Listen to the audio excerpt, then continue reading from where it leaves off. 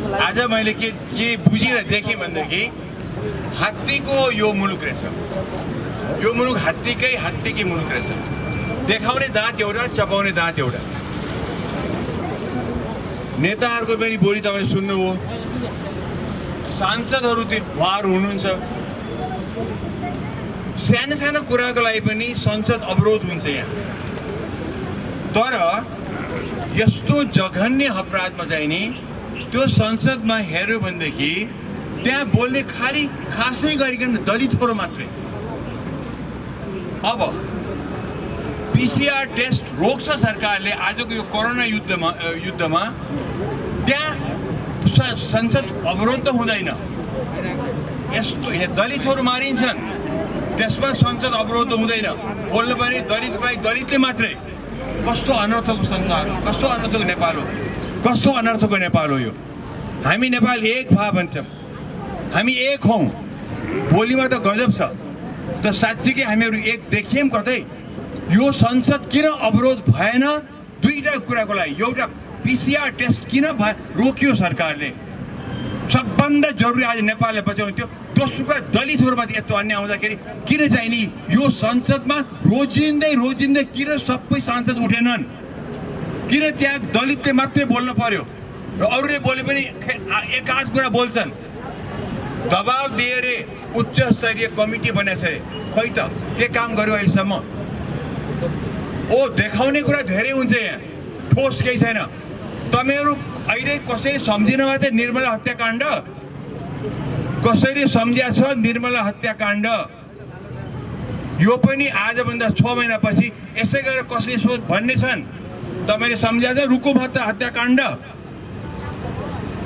भन्नुहोस्, कुन चाहिँ नि काण्ड चाहिँ यहाँ त्यसको ठोस के परिणाम देख्नु भएको छ? हो, पुलिसले अनुसन्धान गर्छ। निर्मला हत्याकाण्ड भएको थियो, यहाँ पनि हुन्छ, अदालत पनि पुग्छ, तर खोइ त न्याय कतै भएको छैन। यसैले गर्दाखेरि आजको दिनमा अगर केही गरेर प्रधानमन्त्री दलित भावे आज यो घटना हुँदैन थियो। गृहमन्त्री दलित भावे यो घटना हुन्थ्यो कि हुँदैन थियो? रक्षा मन्त्री दलित भावे यो हुन्थ्यो कि हुँदैन थियो? अहिलेका जुन कम्युनिस्ट पार्टी छ, माओवादी र एमाले, यिनीहरूको त सबभन्दा ठुलो हामी उत्थान गर्छौँ। दलितको उत्थान, पिछडिएकाको उत्थान, जनजातिको उत्थान। हामी संहितामा जान्छौँ के को लागि? पहिचान, सम्मान, उत्थान। राजेन्द्र महतोले भनेको सुन्नुभयो तपाईँ? तर उहाँ पनि त संसदमै हुनुहुन्छ नि। कतिचोटि उठेर चाहिँ उहाँले चाहिँ त्यहाँ बोल्नुभयो, कतिचोटि उहाँले उठेर चाहिँ त्यहाँ अवरोध गर्नुभयो। सानो सानो कुरामा हामी सबै गर्छौँ। त्यसरी हेर्नुहोस्, यो तपाईँहरू ढुक्क भएर बस्नुहोस्। यहाँ पनि यसै गरेर हामी चुप्प लागेर बस्यौँ। अहिले त यहाँ बोलिया छ, तर आखिरमा आन्दोलन कतिसम्म चल्न सक्छ भन्नुहोस् त मलाई? गाह्रो हुन्छ। तत्काल यसको चाहिँ निचोड निस्कन सकेन। तत्काल यो जघन्य अपराधीहरूलाई अहिले बाटलाई समातेर दण्ड दिन सकिएन भनेदेखि यहाँ अनेक नियम र कानुनको पछाडि पसेर पोलिटिकल प्रेसरको आधारमा तिनीहरूलाई चाहिँ नि त्यो केस लम्ब्याउँदै गएपछि अनिखेरि न्याय पाउँदैनन्। पक्की यो तपाईँले एउटै उदाहरण हो, निर्मला हत्याकाण्ड। त्यसैले नभन्टान्नुहोस् कि चाहिँ नि यो आन्दोलन गर्दैमा के गर्न सकिन्छ। यसलाई निरन्तरता दिन सक्यो भने तर सबैजनाले सबै बेला कसरी आउन सक्छन्? कमाउनु परेको छ, घरमा चाहिँ नि रोजी दिनु परेको छ। त्यसैले साह्रै गाह्रो अवस्था छ। कुरा के भनेदेखि न्याय यो मुलुकमा चाहिँ नि भएको छैन। कानुनको आधारमा होस्, जेसुकै आधारमा न्याय भएको छैन। अब हामीलाई यो जघन्य अपराधको अपराधीहरूलाई समातेर तिनीहरूलाई दण्ड दिन पर्यो। यो फास्ट ट्र्याकबाट जान पर्यो। अघि हामीले सुन्यौँ कि यो आउँछ, अदालतमा आउँछ, कति दिनपछि पेशी हुन्छ। यस्तो जघन्य अपराधमा त फास्ट ट्र्याकबाट जानुपर्छ। किन नगा फास्ट ट्र्याकबाट? वकिलहरू किन बोल्दैन फास्ट ट्र्याकमा जाउँ भनेर? पोलिटिकल पार्टीहरू किन बोल्दैनन्? होइन, पोलिटिकल पार्टीहरूमा भन्नुहोस् त, कसरी आशा बोल्यो कि फास्ट ट्र्याकमा जाऊ भनेर बोल्दैन नि। अपराध त भयङ्कर छ। तपाईँहरू भन्टानु कि तपाईँ एक भन्टानु तपाईँ त्यो पोइन्टमा हुनुहुन्छ र सेती नदी त्यहाँ छ, तपाईँले हाम फाल्न परिरहेको छ। कस्तो अवस्था होला त्यो तपाईँले विचार गर्नु भएको छ। हामी यहाँ आनन्दसँग काठमाडौँ बसेर कुरा गरिरहेको छौँ, त्यहाँको अवस्था के थियो होला त्यो दिन त्यस बेला। यो चाहिँ नि हाम्रो चाहिँ सोकल राजनीतिक कर्मीहरू जो चाहिँ संसदमा बसेका छन् तिनीहरूलाई यो सबै त्यो कुनै भान हुँदैन। तर यो सरकार कस्तो भएको छ भनेदेखि हेर्दाखेरि कम्युनिस्ट सरकार, गर्दाखेरि त यो टोटली कम्युनिस्ट सरकार देखिएन। किनभने कम्युनिस्ट सरकारले गरेको तल्लोलाई उठाउने हो। आज यो सरकारले के गर्यो, मलमा कहिले पनि ट्याक्स लगाइदियो। हेर्नुहोस् त यस्तो अवस्थामा सङ्क्रमण यस्तो फैलिएको छ, मान्छेको रोजगार छैन, पैसा छैन, खाने छैन, मलमा ट्याक्स लगाइदियो। बिजुलीको इन्डक्सन चुलोमा चाहिँ ट्याक्स लगाइदियो। माने दुकान खोलेको छैन, इन्डस्ट्री छैन, व्यापार छैन, ट्याक्स तिर भन्थ्यो। नतिर्न सके ऋण लिएर तिर भन्थ्यो। कहाँबाट ल्याउने ऋण ल्याउने कहाँबाट? ब्याङ्कले दिन्छ तपाईँलाई? कसले दिन सक्छ? जोले ऋण दिन सक्थ्यो ऊ त आफै ऋणी भइसक्यो। अब आन्दोलन नगरे भए, त्यो व्यापारीहरूले नगरे भएदेखि यो अहिले लकडाउन पनि खुकुलो हुने थिएन।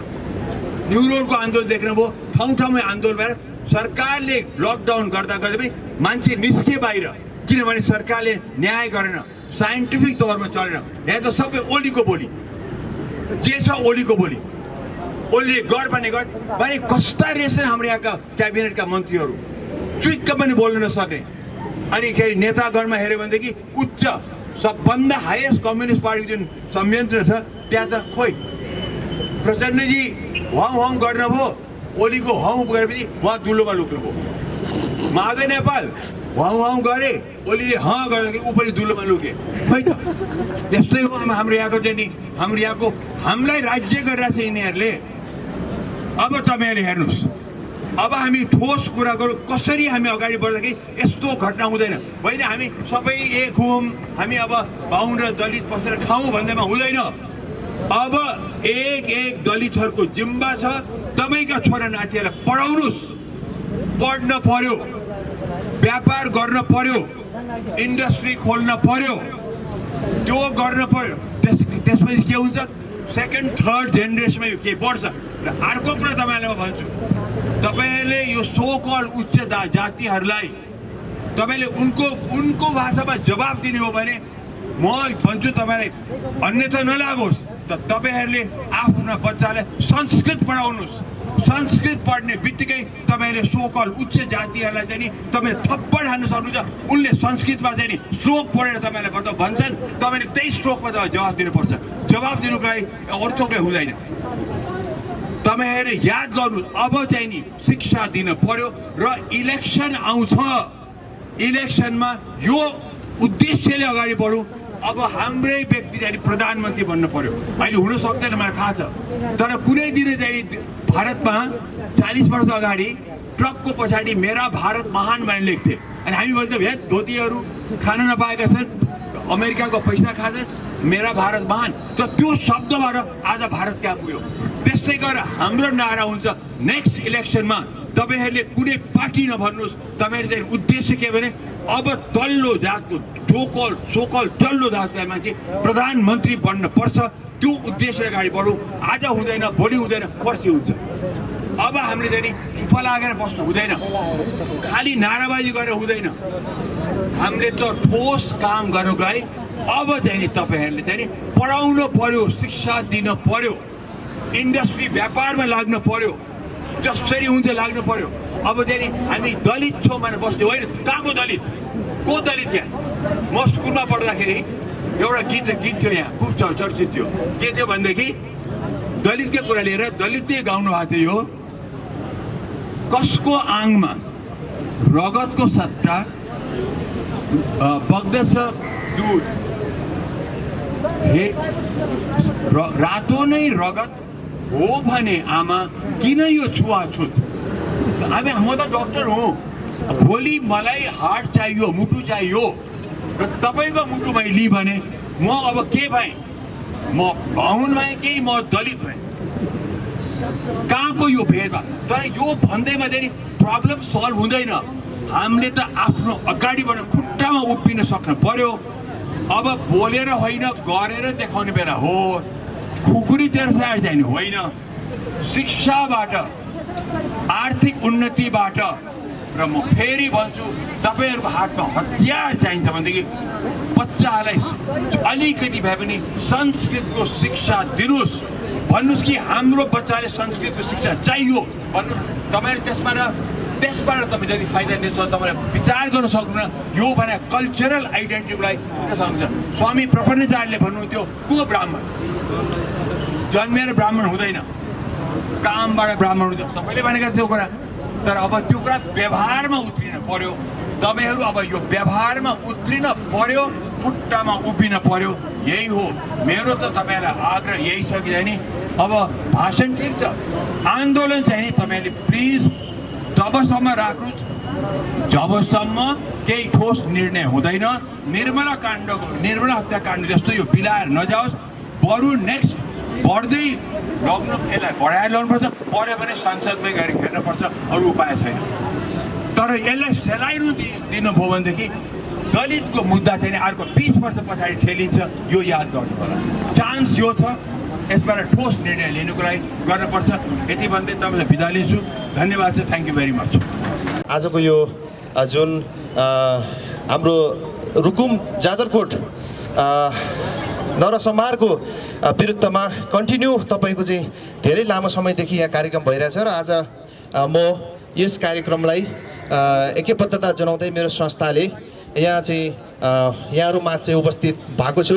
मेरो संस्थाको मूल्य र मान्यता अथवा मूल्य नारा, मेन नारा भनेकै मानव धर्म नै, मानव सेवा नै धर्म हो र मानव विभेद नै पाप हो भन्ने एउटा हाम्रो चाहिँ नै संस्थाको मेन चाहिँ नारा हो, उद्देश्य हो। र तपाईँको मानवको विषयमा अलिकति म छोटो परिचय दिँदै साँच्चीकै तपाईँको आजभन्दा 80 लाख वर्ष अगाडि हामी अहिलेको यो अफ्रिकन मुलुक भन्ने देशहरूबाट चाहिँ हामी एउटा जीव, यो चिम्पान्जी एउटा चाहिँ नि जनावरबाट चाहिँ हामी विकसित हुँदै अहिले तपाईँको वैज्ञानिक युगसम्म आउँदाखेरि हामीले धेरै मानवले चाहिँ धेरै विकास गरिरहेको अवस्था पनि छ भने यही मानवले तपाईँको चाहिँ नि एउटा खालको चाहिँ नि जुन एउटा पाप कुकृति गर्ने सबैभन्दा ठुलो एउटा चाहिँ नि जीवको रूपमा, एउटा चाहिँ नि मानिसको रूपमा, एउटा प्राणीको रूपमा पनि हामी त्यत्तिकै रूपमा चाहिँ उपस्थित अहिले चाहिँ हामी भएको देखिन्छ। त्यसैले चाहिँ तपाईँको मैले मात्र भन्न खोजेको के हो भने 21औं शताब्दीसम्म आउँदा पनि यो मानवले अहिलेसम्म एउटा विभेदको कुराहरू, हामीले चाहिँ जातीय विभेदका कुराहरू, त्यसै गरी हिंसाका कुराहरू र हामीले चाहिँ मानव बीच भएका चाहिँ मानव बीच भएका चाहिँ एउटा चाहिँ जुन अमानवीय व्यवहारका कुराहरू अहिलेसम्म भइरहेको हुँदा हामीले अहिले तत्कालै नेपालमा घटेका यो 6 जना रुकुमका चाहिँ एउटा जातीय नरसंहारको चाहिँ एउटा विषयलाई हामीले एउटा चाहिँ मनन गर्दै हामीले यो खालको एउटा कार्यक्रम हाम्रो संस्थाले एकबद्धता जनाइरहेछ। देशमा मात्रै होइन विदेशमा पनि एउटा चाहिँ विश्वभरि नै एउटा अहिले हेर्ने हो भने यो अमानवीय मानवताको एउटा चाहिँ सीमा नै एउटा चाहिँ नभएको अवस्थामा चाहिँ हामीले मानव कल्याण नेपालले मानवको हितको लागि, मानवको चाहिँ चेतनाको लागि र मानवको चाहिँ एउटा चाहिँ अलिकति उत्थानको लागि चाहिँ हामी केही गर्छौँ भन्ने हिसाबले हाम्रो संस्था स्थापना भएको हो। र यो संस्थाले हामीले यदि मानवको विरुद्धमा, मानव हित विपरीत यदि कुनै पनि ठाउँमा कार्य हुन्छ भने त्यसको चाहिँ विरुद्धमा हामीले आवाज उठाउने र यो हाम्रो चाहिँ सम्बन्धित निकायले झकझकाउने कामहरू चाहिँ हाम्रो संस्थाले गरिनेछ, यो पनि म अवगत गराउन चाहन्छु। र तत्कालै तपाईँको चाहिँ वर्तमान अवस्थालाई चाहिँ यदि मध्यनजर गर्ने हो भने हाम्रो देशमा चाहिँ विश्वमै भएको कुरा हो र देशमा पनि यो कोरोनाले एक खालको चाहिँ लकडाउनको परिस्थिति छ र यसलाई पनि म एउटा अवगत गराउन चाहन्छु कि हामी मानवलाई अहिले यो चाहिँ लकडाउनको परिस्थिति पनि एक खालको चाहिँ हाम्रो चाहिँ व्यवस्थित र मानवीय एउटा चाहिँ जति चाहिँ मानवको लागि हुनुपर्ने यहाँको एउटा चाहिँ अभिभावकले त्यो पनि अलिक कम भएको अवस्था छ। यसलाई पनि म यहाँहरूमा अवगत गराउन चाहन्छु भन्दै मैले विशेष गरेर हाम्रो संस्थाले यस्तै खालको मानवको लागि, मानव हितको लागि, मानव चाहिँ एउटा लोकको उत्थानको लागि चाहिँ हामीले यस्तै सामाजिक कामहरू र आवाजहरू बुलन्द पार्ने प्रतिबद्धता जारी गर्दै म छोटो मेरो आफ्नो भनाइ अन्त्य गर्न चाहन्छु। धन्यवाद। आदरणीय जनसमुदाय, हामी रुकुम नरसंहारकारी घटनाको विरोधमा यो खबरदारी सभा गरिरहेका छौँ। आदरणीय नेताहरूले धेरै कुरा बोलिसक्नु भएको छ। यहाँ आज हामी यो हाम्रो देश नेपालमा कम्युनिस्ट पार्टीको खोल ओढेर 2/3 को दम्ब देखाएर राज्य सत्तामा बसेका नालायक कुख्यात अपराधीहरू जो जनार्दन शर्मा जस्ता जो राज्यको नेतृत्व गरेका प्रहरीको सिङ्गो एउटा देशको गृहमन्त्री जस्तो ठाउँमा रहेर नरसंहारकारी घटनालाई तोडमोड गर्दै यहाँका सारा उत्पीडितहरूमाथि, दलित बनाइएका शिल्पी समुदायमाथि अपमान गरिरहेछ। यो आन्दोलन उठिरहेको छ। यो आन्दोलनलाई मत्थर गराउनलाई, आन्दोलनलाई तोडमोड गरेर, आन्दोलनलाई सानो गराएर अनि यो अपराधीहरूलाई उन्मुक्ति दिने काममा लालायित बनेका गृहमन्त्री रामबहादुर थापा, त्यसै गरेर कम्युनिस्टको खोल उडाएर कम्युनिस्ट पार्टीको नेता बनाउँदा जनार्दन शर्मा जस्ता कुख्यात अपराधीहरूको कारण आज देशमा 60 लाख दलित बनाइएका शिल्पी समुदायहरू एउटा मानव भन्दा पनि एउटा नीच, एउटा चाहिँ पशुभन्दा पनि नीच अवस्थामा बस्नु परेको छ। यसको घोर भर्सनाका लागि हामी यहाँ भेला भएका छौँ। हामीले भन्दैछौँ रुकुमको नरसंहारकारी घटनामाथि अपराधीहरूलाई कडाभन्दा कडा कारबाही हुनुपर्छ भन्ने यो खबरदारी आन्दोलनमा हामी यहाँ भेला भएका छौँ। म यो तथाकथित कम्युनिस्टहरूको जनार्दन शर्मा र रामबहादुर थापा बादल र यस देशको नेतृत्व गर्ने तथाकथित बाहुनवादी केपी शर्मा ओली, खबरदार 60 लाख दलित बनाइएका शिल्पी समुदायलाई फेरि पनि उत्पीडन गरिरहने हो भने यो आन्दोलन, यो जुन नरसंहारकारी आन्दोलन भयो, यो नरसंहारकारी आन्दोलनलाई ढाकछोप गराउन यहाँ धेरै खालका षड्यन्त्रहरू भइरहेका छन्।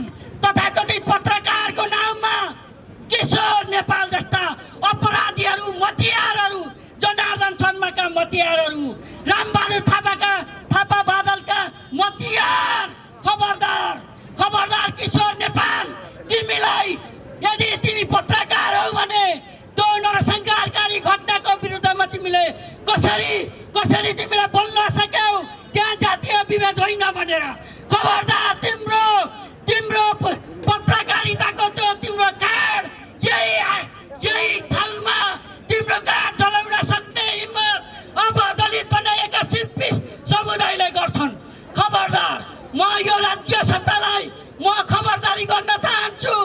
यहाँ यो आन्दोलनमा धेरै ठाउँबाट साथीहरूले भनिरहेका छन्, कामी दाई, यहाँका धेरै जनजाति साथीहरूले, धेरै बाहुन जाति साथीहरूले, धेरै मधेसी साथीहरूले, कामी दाई तपाईँ नछोड्नुहोस्। हामी यदि पर्छ भने जातीय मुक्तिका लागि, जातीय स्वतन्त्रका लागि हामी हतियार उठाउन तयार छौँ भनिरहेका छन्। हामीले भनिरहेका छौँ शान्तिपूर्ण आन्दोलनबाट जनार्दन शर्मा जस्ता कुख्यात अपराधीहरू, रामबहादुर थापा बादल जस्ता कुख्यात अपराधीहरू, कम्युनिस्टको खोल ओढेर बनेका कुख्यात अपराधी प्रधानमन्त्री केपी शर्मा ओली जस्ता अपराधी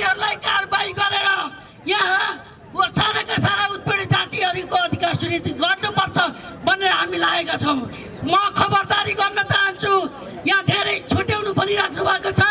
यहाँ साराका सारा दलित बनाइएका शिल्पी समुदायका युवा साथीहरूले भनिराख्नु भएको छ, युवा साथीहरूले भनिराख्नु भएको छ, यो आन्दोलन कमजोर नपार्नुहोस्।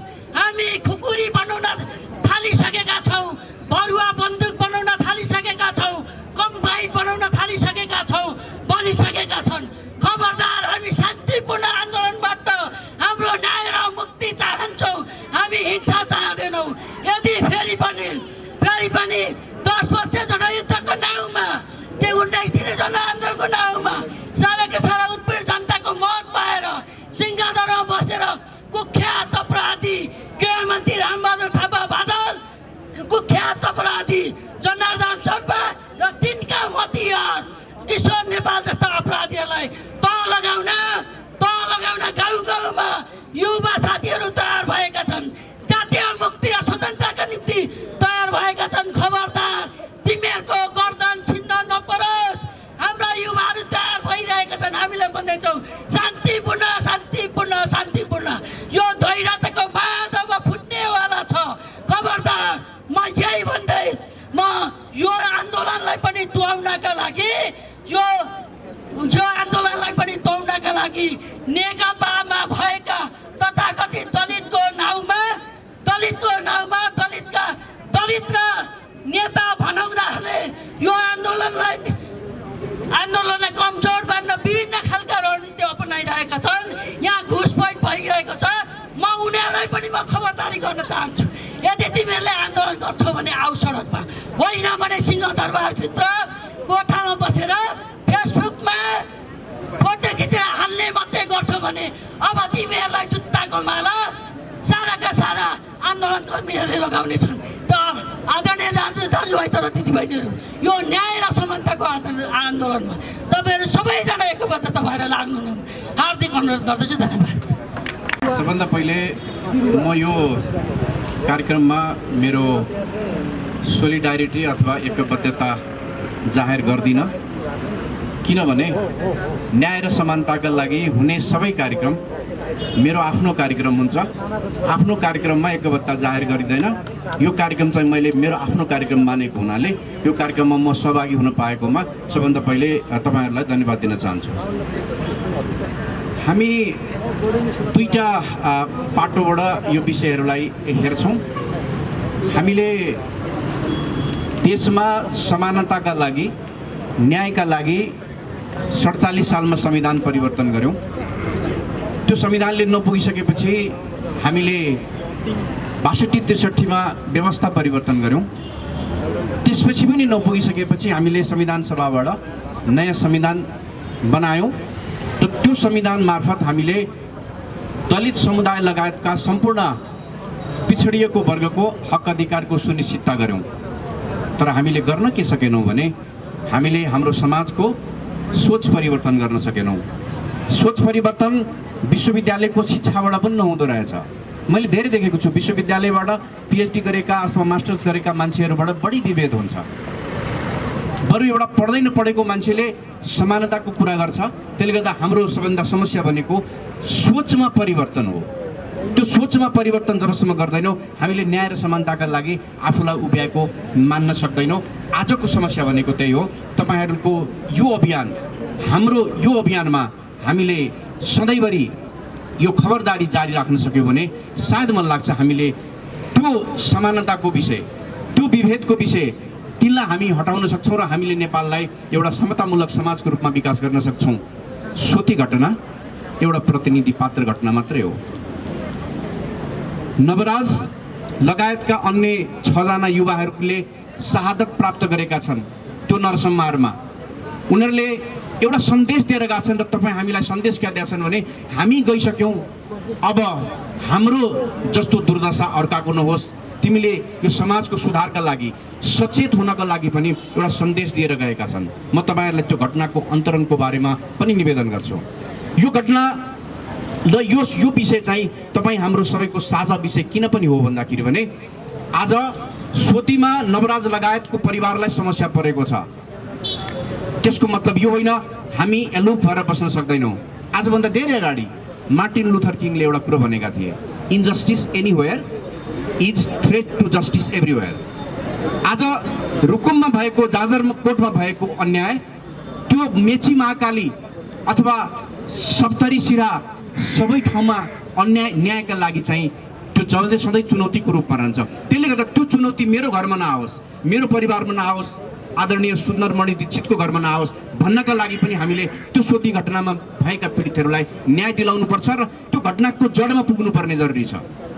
हामीले त्यो घटना विशेषलाई मात्रै होइन, त्यो घटना किन भयो भन्ने कुराको जडमा पुगेर त्यसको समाधान दिन सक्यो भने सायद मलाई लाग्छ हामीले नवराज लगायतकोलाई न्याय दिएको हुन्छ।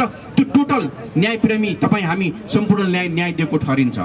त्यो घटनाको विषयमा म गइराख्दाखेरि म थोरै कानुनको ब्याकग्राउन्डको पनि भएको हुनाले तपाईँलाई थोरै निवेदन गर्छु। त्यो घटना इन्भेस्टिगेसनमा, प्रहरीको इन्भेस्टिगेसनमा गइसकेको छ, अदालतबाट म्याथप पनि भइसकेको अवस्था छ।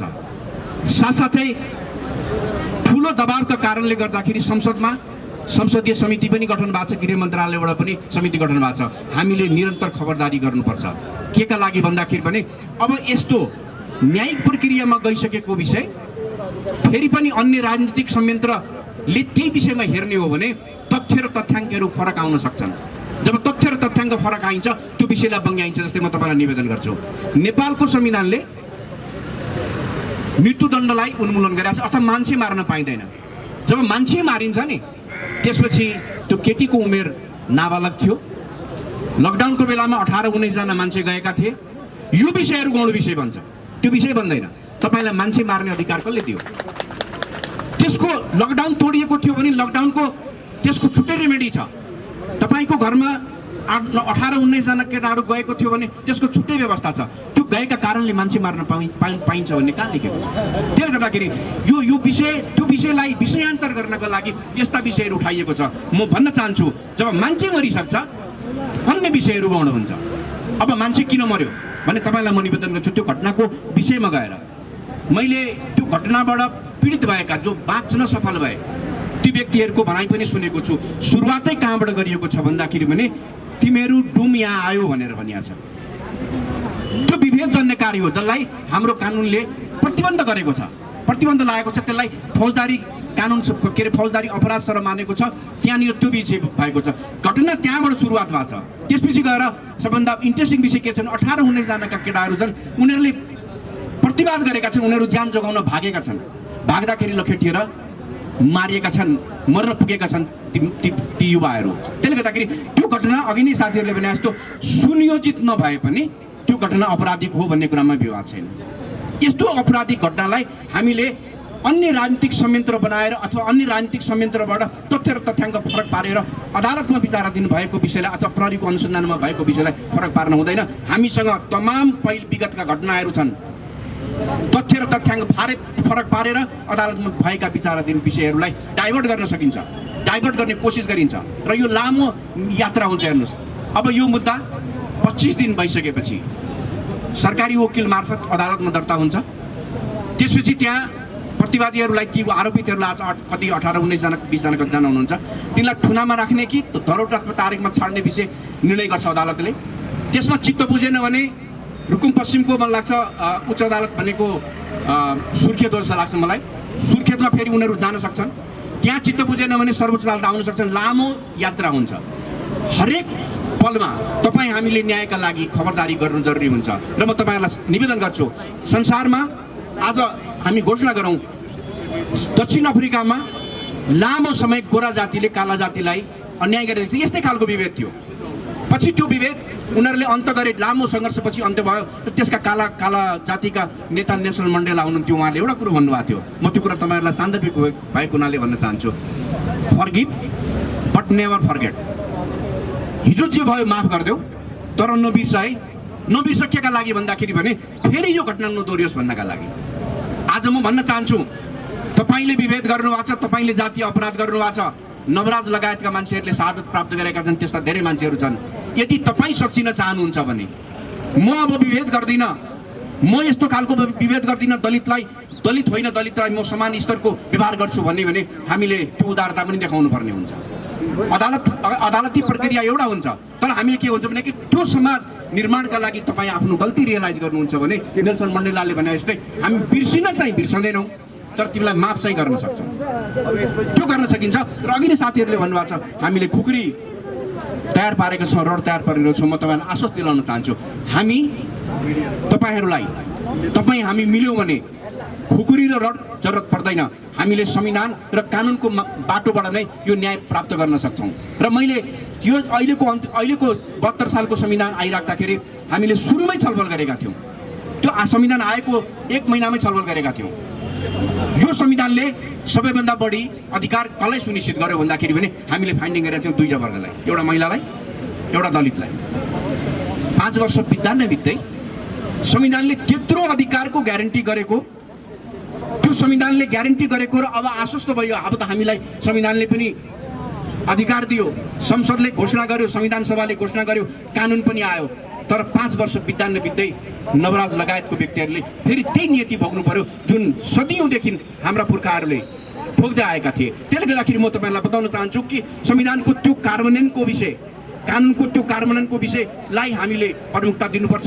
सायद मलाई लाग्छ तपाईँ र हामी सँगसँगै हिँड्यौँ भने खुकुरी र रड निकाल्नु पर्ने अवस्था आउँदैन। हामी कानुन र संविधानको मार्फत नै यो देशलाई समतामूलक समाज बनाउन सक्छौँ र दलितहरूले विगतमा भोग्नु परेका जुन हिंसा, हत्या र त्यसपछि गएर अपमानका जुन कुराहरू छन् त्यसलाई सदाका लागि निश्चित गर्न सकिन्छ। यसमा तपाईँ हामीसँग एकबद्धता छौँ, तपाईँ हामीसँग सँगै हिँड्ने प्रतिबद्धता गर्दछौँ। यो हाम्रो प्रतिबद्धता हो, यो तपाईँ हाम्रो साझा प्रतिबद्धता हो, यो न्यायका लागि प्रतिबद्धता हो।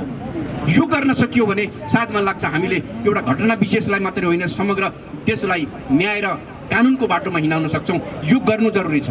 म फेरि पनि तपाईँहरूलाई बताउन चाहन्छु, फेरि पनि तपाईँहरूसँग सादर निवेदन गर्न चाहन्छु, यो घटना प्रतिनिधि घटना मात्रै हो। यो हाम्रो समाजमा रहेको त्यो सोच परिवर्तन हुन नसकेको विषय हो। त्यो रुकुममा मात्रै होइन, पूर्व मेची पश्चिमका महाकालीमा पनि छ। त्यो विषयलाई चाहिँ हामीले एड्रेस गर्दै जानुपर्छ।